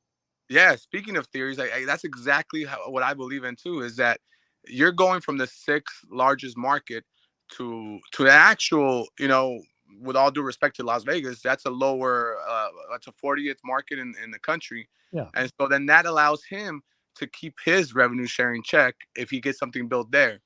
Therefore, he doesn't lose money, right? And he's not going to spend any money on the team. Exactly. And if he builds something here in Oakland, his revenue sharing check gets cut. That's it. Right. So I kind of agree with that. I think he's billionaire broke is what we're calling him, where he's not as wealthy to keep up with major league teams, but he's broke, right? So all we're asking is, like, just sell the team. Like, honestly, like, if you're that broke, if your legacy is going to get tarnished out here in SF.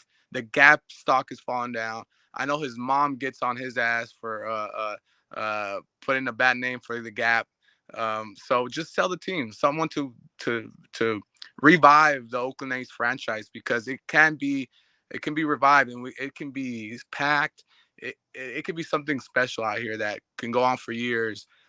Speaking of the Haas era, he was doing such a great job with it, but it was such a different time that now now if an owner like Haas would come in our era, we would totally be packing that place for him, because we understand our side of it is we want to be basically putting out the A's. We want to be a walking billboard for the team, right? And we would do it with no hesitation. And I think with Fisher right now, I'm not even wearing any A's gear. And that's sad. I mean, I'm sure every day of your life you did, right? Yeah. I mean, I have an A's tattoo, so there you go. You and my kid, you guys are both same age. And I said, okay, well, you better stay an A's fan the rest of your life. And right now, I think he's wondering about his chest tat, whether or not that's going to age very well. Well, we hope for a good ending. I know that Mr. Fisher has used the team as collateral on a couple of loans for his business.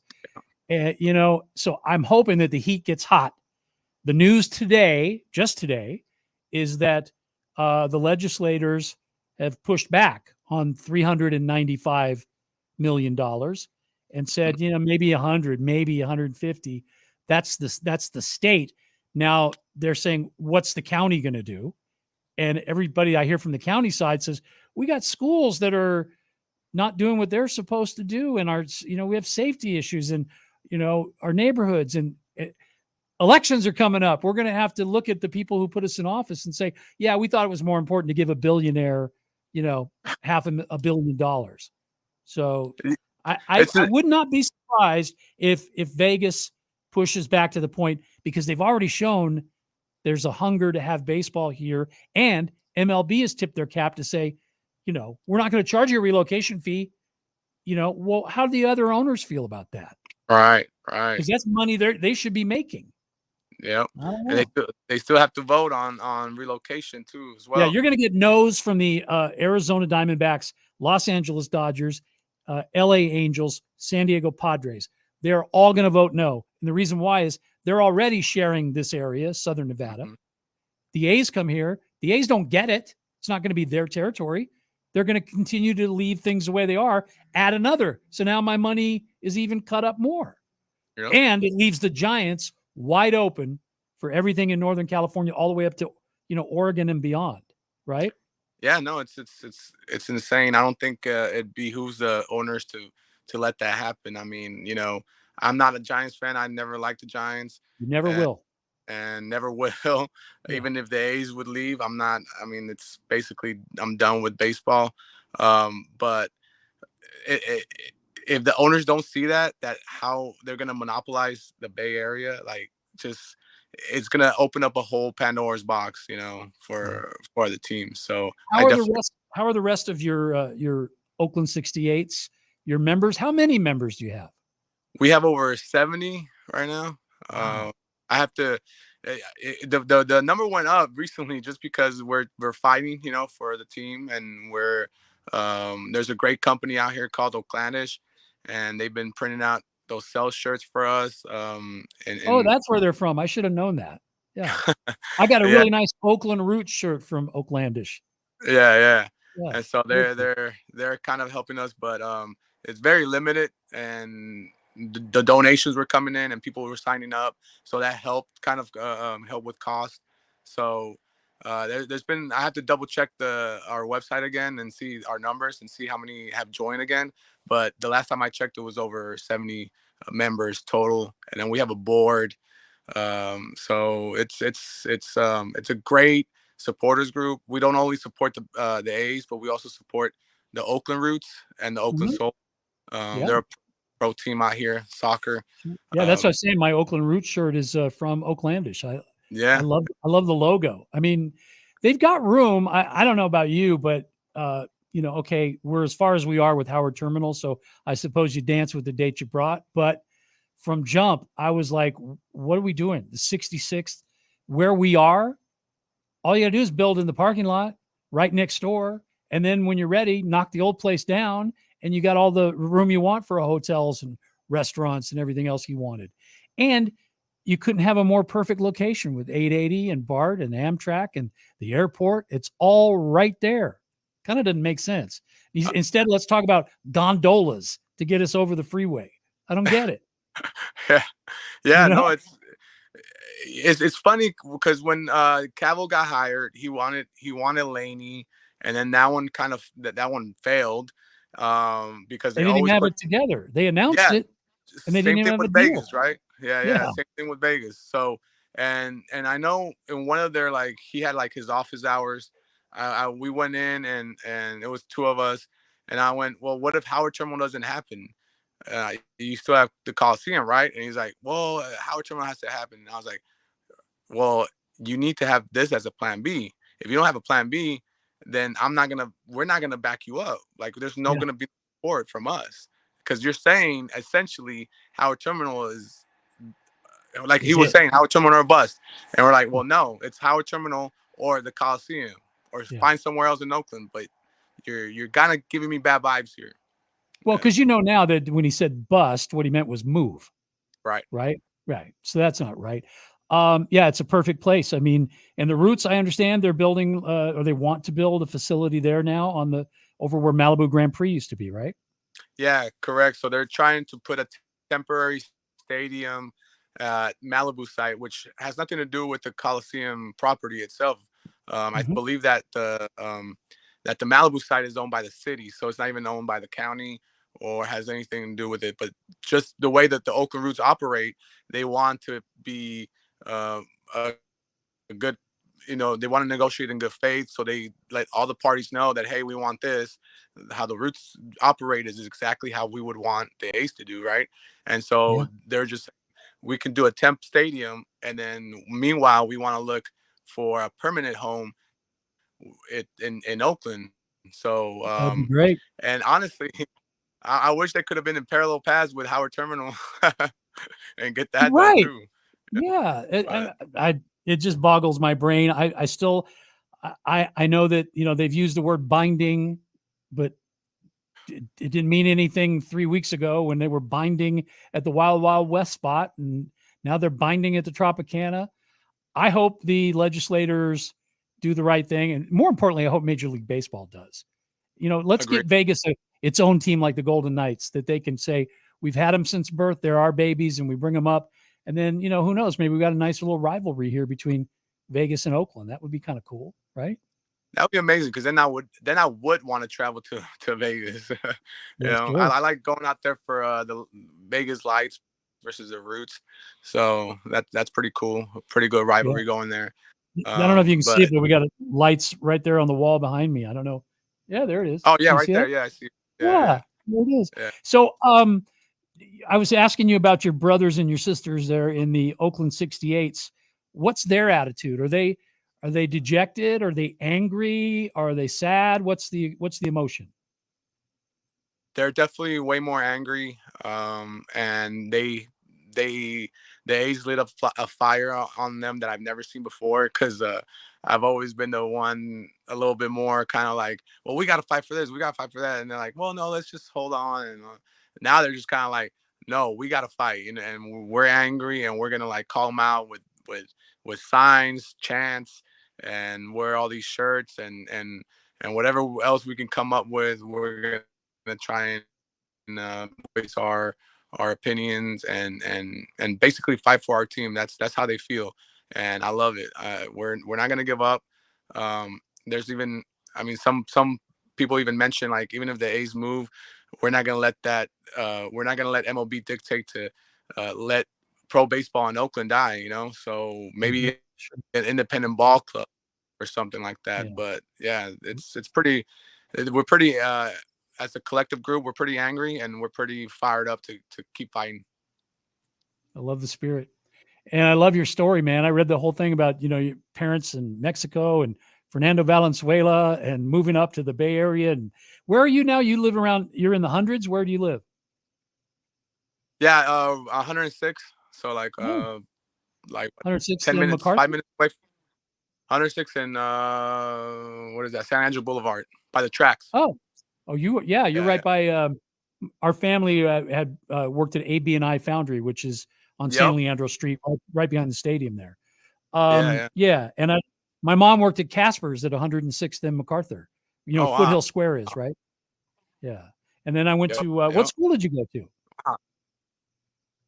I went to so I was supposed to go to Castlemont High. My mom didn't want me to go there because of so she made me go to Far West High School. It's a smaller school. Now it's part of the Oakland Tech. They kind of put them together now. So Oakland Tech is what I tell people, because it's right by there. But it was called Far West High School back then. See, I don't remember that. I was a Castlemont kid though too. I went to Frick Junior High. I went to E. Morse Cox. Yeah. I went to Webster. I went to E. Morse Cox. Did you really? I bet you didn't have Miss Nakagawa. I'm sure she's not around anymore. Yeah. I had Miss Cahoon and I don't know her. Yeah. Well, we grew up in the same neighborhood, so that's very cool. I feel a kindred spirit. I'm so glad you took the time, Jorge Leon, and you're going to keep us up to date with how the fight's going. Yes. Hell yeah. Okay. Wayne, I appreciate you a lot, man. And whenever you're in Oakland, hit us up. We'll I don't know if you drink beer or not, but we'll like to show you around too. Yeah, I'll do that, and I'll have a colossal dog with you. Hopefully, at the Coliseum as we're waiting on the new place to get finished. How about that? That sounds like a plan. Okay, sir. Have a great night. Thank you too, Wayne. Appreciate it. You got it, buddy. Well, there he goes. What a story, man. If you get a chance, I'll share the link with you online, and you can read the story about Jorge and his family and where they came from and what they've endured. And you can't hear him talk and just, not feel the spirit that's there. Las Vegas has that too. And the people that are growing up right now with the Knights, they're going to be able to feel the same way. They already do. They already feel that same way. When you have something taken away from you, though, doesn't play well, doesn't go over well, especially when it's for the wrong reasons. So again, hope we get baseball here. I just don't want it to be my team. I think you understand. KSHP North Las Vegas, 107.1 FM, 1400 AM, K29 6HP North Las Vegas, and online at kshp.com. Hi there, this is Kirby Schofield with Schofield Realty here in Las Vegas. Real estate is always changing, be it a buyer's market, a seller's market. At Schofield Realty, it's your market. Buying or selling, we have the team and the tools to work the market so it works for you. We are excited that we're on the Wayne Coy Show. Our results blessed us with the Zillow Flex partnership roughly about 2 years ago due to our consistent conversion and customer service scores. With conversion, that means we can close. And with our customer service scores, you know you're going to get the best service possible. We're always looking for agents, led by mentorship, resources, and experience. We are your guide. Find us, kirby4u.com. That's KIRBY, the number 4, the letter U.com. kirby4u.com or call 702-766-9538. Again, 702-766-9538. Located only 4 miles from downtown Colorado Springs and just 10 miles from Pikes Peak, Hyatt Place Colorado Springs Garden of the Gods offers spacious rooms featuring contemporary decor with stylish furnishings, including divided living and sleeping areas, the Hyatt Grand Bed, state-of-the-art media and work center, a 42-inch flat-panel high-definition television that easily integrates with laptops and other devices, and complimentary breakfast is included in your stay. Hyatt Place Colorado Springs Garden of the Gods at 503 West Garden of the Gods Road. Visit HyattPlace.com. Do you love watching television? If you're on a fixed budget, you need to make this free call right now to Dish and find out how you can get a fixed monthly price to watch all the television you want for 3 full years. In addition to a 3-year price guarantee, you can also get free monthly movie rentals. They give you 1 free movie rental every month. That's a $165 value, yours free. Plus, get free in-home tech visits, no-cost equipment replacements, a free voice remote, and you can watch commercial-free TV. Even access all your favorite apps to stream like Netflix, Amazon Prime, YouTube, and more. Now is the perfect time to call Dish. Take advantage of the 3-year price guarantee. Save yourself some money, and all your equipment is free. Call right now. 800-586-4206. 800-586-4206. 800-586-4206. That's 800-586-4206. Paid for by NPS. Packages start at $29.99 a month with signed agreement. Restrictions apply. Speak to a representative for complete offer details. See Vivint.com for license details. Terms and conditions apply. Homeowners, if you're looking for the best in home security and smart home technology at a price you can actually afford, we have great news. Now you can get Vivint's award-winning home security systems starting at about $1 a day. U.S. News and World Report has recognized Vivint as the best professionally installed home security system of 2022. And right now, you can get Vivint's home security technology for about $1 a day. Plus, get free professional installation from a licensed technician. Protect your home and loved ones for as low as $1 a day. Call right now for your free home security consultation. 800-557-8036. 800-557-8036. 800-557-8036. That's 800-557-8036. In times of economic uncertainty and chaos, your money means nothing. You may not even be able to get it from your bank or ATM. And the money you do have in the stock market will go down and down. What you can bank on is gold and silver. Gold and silver have been a reliable and trusted form of currency for thousands of years. Gold and silver have never been worth zero, and typically gold holds its value during economic turmoil. Call the Gold Hotline now and learn how to protect your money and your assets with gold and silver. And learn how to set up a new IRA or roll over your current one into a gold-backed IRA. Protect your money from the next market crash with gold and silver. Call now for your free gold guide. 800-557-7921. 800-557-7921. 800-557-7921. That's 800-557-7921. Hey there, it's Wayne Coy. If you're a real estate investor or you're looking to buy an investment property, well, you need to contact Michael Goyeneche at Option Funding. Their well-trained staff can assist you through the financing process and get you the funds that you need. They've got the programs to suit all investors. Now, that includes standard commercial financing, no-income DSCR loans, and hard money, too. You can refinance any existing properties for cash out, or if you're looking to purchase an investment property, they can get it done for you as well. With rental income on the rise, this is a good time to invest in a rental property. And there are investment opportunities with positive cash flows right here in Nevada and other surrounding states too. They handle single-family residences, 4 units, apartment complexes, and of course, commercial buildings. So give Michael a call at 818-821-7811. That's 818-821-7811, or email MikeGLoans@gmail.com. NMLS 163400, DRE 01342072, NMLS 1444037, DRE 01921141.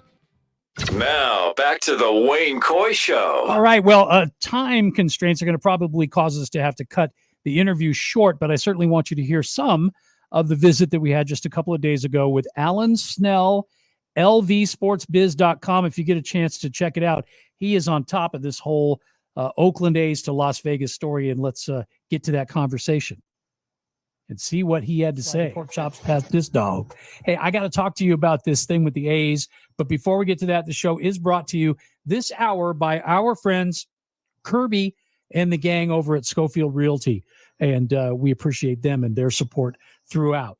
Kirby's already excited. He wants to buy season tickets to the Las Vegas A's games, which I can't even say with a straight face. Right. Well, so, Alan. Good luck. I mean, good luck. Good luck with that. lvsportsbiz.com. I try to keep up with everything that's going on. Thank you. What is going on?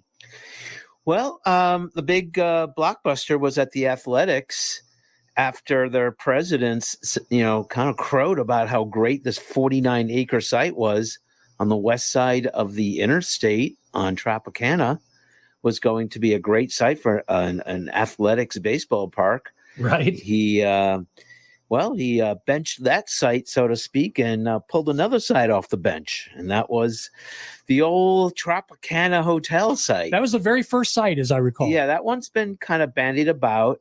Quite candidly, because of the infrastructure and logistics of that site, to me, it seemed kind of a whimsical site to me. I mean, you already have one of the most busiest intersections in Las Vegas. I believe it's literally the second busiest intersection. What would be busier? Behind Flamingo and Las Vegas Boulevard. Oh, okay. Which is just, only less than a mile to the north. Yeah. But, I've bicycled around the site to get a feel. And, I think it's going to be a real logistical challenge putting in a 30,000 seat retractable roof baseball park. It's not going to be on Las Vegas Boulevard in terms of fronting it per se.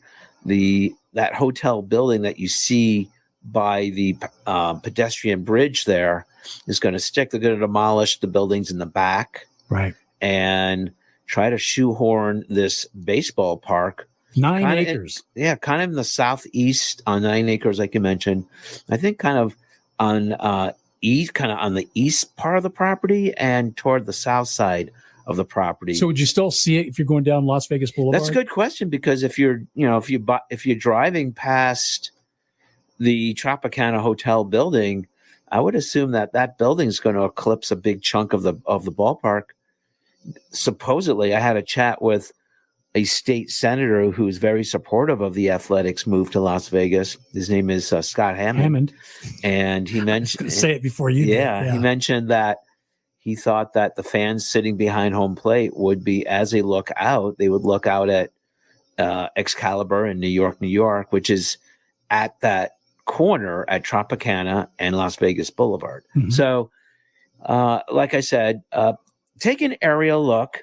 I suggest people take an aerial look, and there's lots of aerial photographs. It's very easy to go online and look at a very nearby facility, which is T-Mobile Arena. Mm-hmm.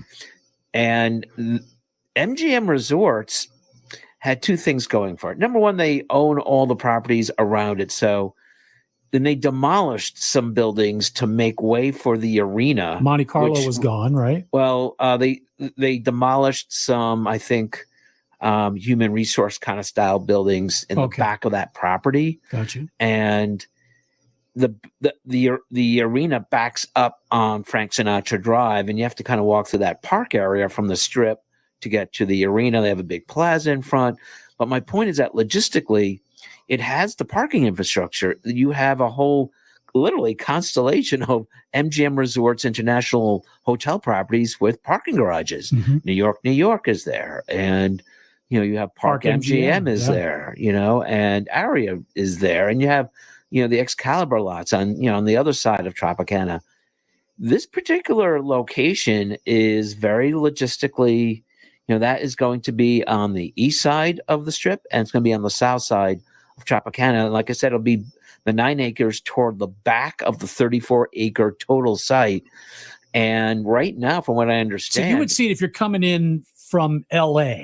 It would be on your right. Maybe if you're driving north on Las Vegas. I'm sorry, if you're driving north on Las Vegas Boulevard, and you to the right side, you would pass the old festival grounds, which is a really difficult site for people here in Las Vegas after the the killing on the Strip in 2017. Right.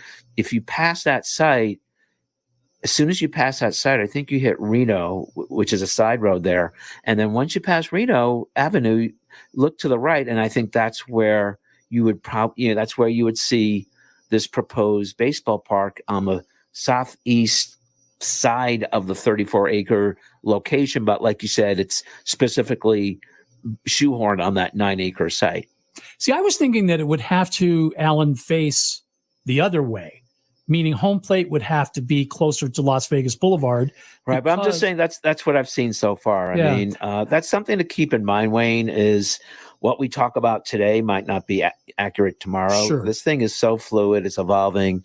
I mean, you had the rug pull out from the whole market when they switched the site. I mean, everyone's kind of talking about the 49-acre Wild West casino site.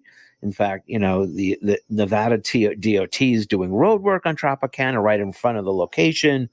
People are thinking, oh, that's the site. And next thing you know, Bally's, which is the Bally's Corporation, which is based in Rhode Island. They own, I think they have 17 hotels across 11 I know they have states. one in Lake Tahoe. Okay. Yeah.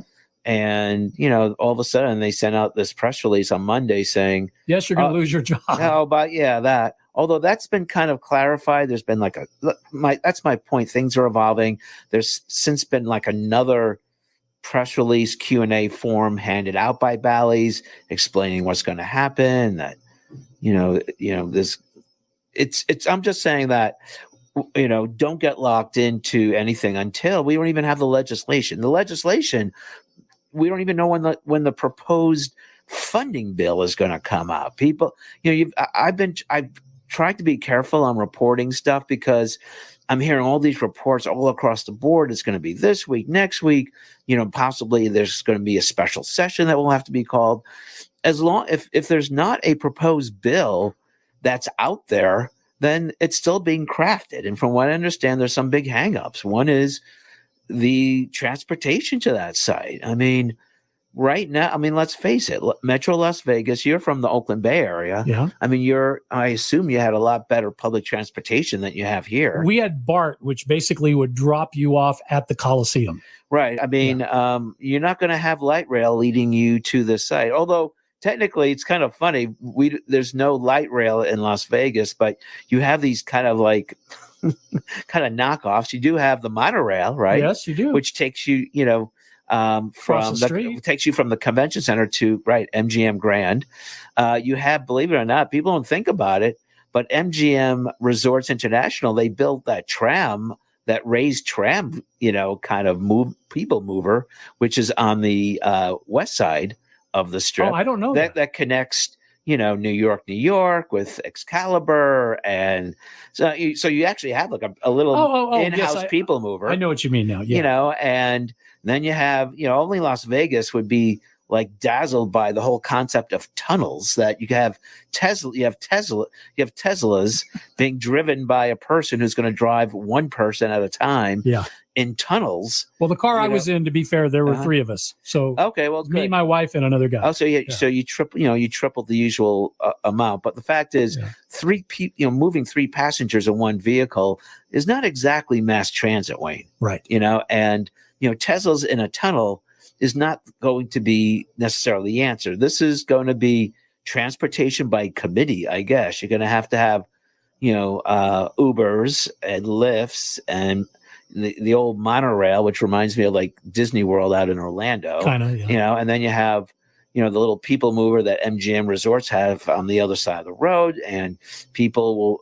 I actually bike. I actually park on the outskirts of the area with my bicycle, and then I just bike right to the venue. That's what I do for the Raider Stadium, for example. Yeah, I bike on the west side of the stadium on a very quiet little side street, pop my bike off the car, and pedal like 5 minutes right to the entrance. I lock my bike up literally outside the media entrance at Raider Stadium. It's amazingly convenient. I don't know. That's a big difference between Las Vegas and the Bay Area. I think the Bay Area is a little more creative in the way they get around and the transportation. You mentioned like a BART line that takes you right to There's the Amtrak as well. Like, so for the people coming from the Sacramento area, they can take a train, drops you off right at the Coliseum. If you're flying in to see, you're a Mets fan and you want to see them play, you can literally be from the airport to the Coliseum in about 10 minutes. Okay. But, my point is that, Metro Las Vegas has always been a car-centric society here. Yeah. I mean, people are used to, driving to big seas of asphalt and parking and walking, in a big parking lot. And I think having T-Mobile Arena kind of changed that mentality. I mean, people have their little hacks. I have friends who use the monorail. I have friends who kind of come in from different directions. People are beginning to get a little more savvy and crafty in terms of how they get to sports, but still it's a very car centric market here. Well, and that's going to, and my point is that that's one of the issues that, when I talked with the consultant for the Athletics, Jeremy Aguero, he mentioned the whole concept of it's going to have to be quote unquote, the whole multimodal transportation thing, which I mean, it sounds great, but I mean, like I get back to the same thing. I mean, basically our regional transportation system is basically, for the most part, hires a bus company. Mm-hmm. And that's pretty much what you have. So I think it was the Review Journal that wrote a story though today saying that this could be an opportunity because they're putting it in an awkward place and because people do need to get there. This could be an opportunity to take what they're already doing on Tropicana and blow it up and make it even bigger. Okay. Add some extra ways in. Okay. I mean, that sounds fine. You could write it and talk about it. Yeah. Actually, actually implementing it is, everyone has great ideas, but the bottom line is, we don't have the elected officials with the political backbone to basically make these things happen. Mm-hmm. You had said at the beginning that transportation was one of the issues. What's the biggest issue? Is it money? Well, I mean, right now it's the breakdown in the subsidy, and we don't know what the exact itemized list of the $395 million public ask is. We have this $395 million public ask, which was conveniently left out of the press release by Bally's yesterday, when Bally's Corporation explained that they're having this big partnership with the Athletics. They talked about the benefits to their companies and the Athletics. They didn't really talk about the benefits to the locals in the sense of what we're asking you of. I mean, from what I understand, the public ask went from $500 million in a public package to $395 million.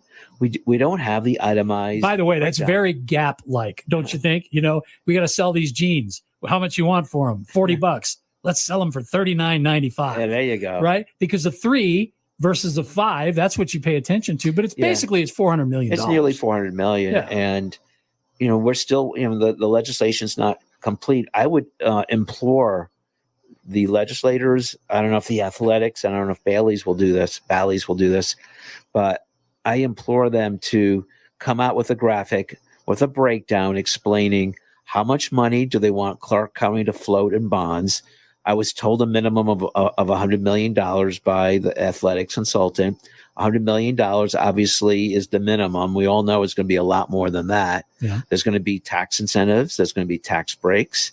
I don't know if there'll be a tax exemption. I don't know if there's going to be a little mini 9-acre tax district there that would, Right, basically, which is what they were going to do at Wild Wild West. and this would be a little mini 9-acre version of it, where stuff that you buy on those 9 acres, whatever, if you have any bars or retail stores or what have you, there would be a special tax on things sold in that district that would help, pay off the bonds. We still don't know how much money is being requested of Clark County to float in the bond. Right. So there's still, to me, the public funding aspect of the baseball park is numero uno, number one question. If you've noticed, Wayne, not a lot of people are necessarily opposed to the Athletics moving here and building a stadium. The opposition happens to be focusing squarely on the public subsidy request of a package of $395 million. That is the big stumbling block. People want to know what the breakdown is. And also, what's interesting is that in the back of their mind, when we talked about this a few weeks ago, Wayne, when the Golden Knights were created, they were Las Vegas's team because they had the slogan was really good, the Vegas born thing. You're talking about an athletics franchise that's owned by a man who does not have a very good reputation for investing money in the product. And so let's strip away just the business of the athletics of Major League Baseball. This is a business that basically wants to relocate right from the San Francisco Bay Area, Oakland Bay Area, to Las Vegas. And let's not talk about baseball. It's a company, and they're competing against a lot of other companies.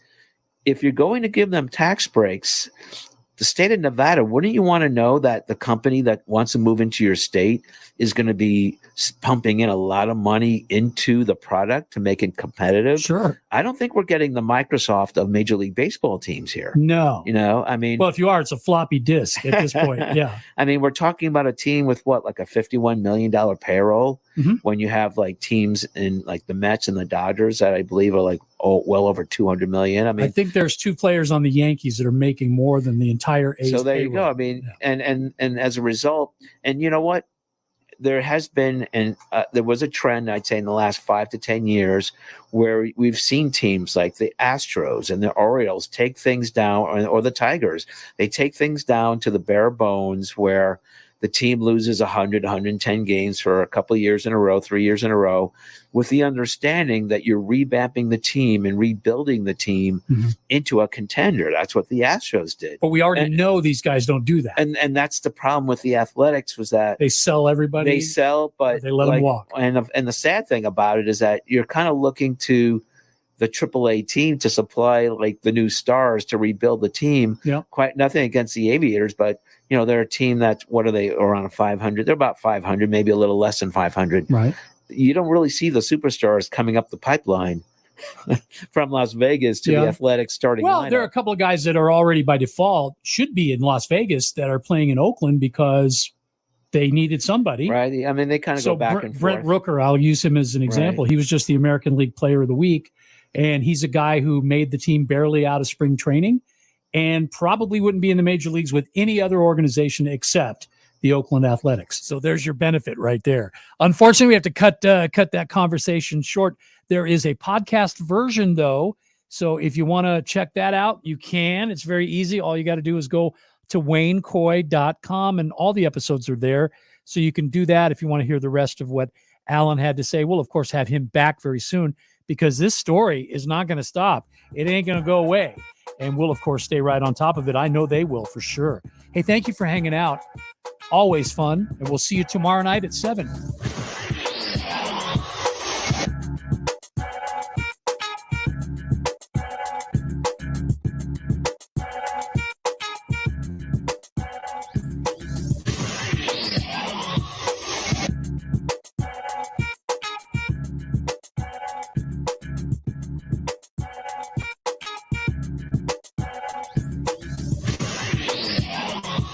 That's a wrap. Thanks for listening to The Wayne Coy Show. The world-famous radio shopping show, weekdays on 1400 KSHP North Las Vegas and KSHP.com.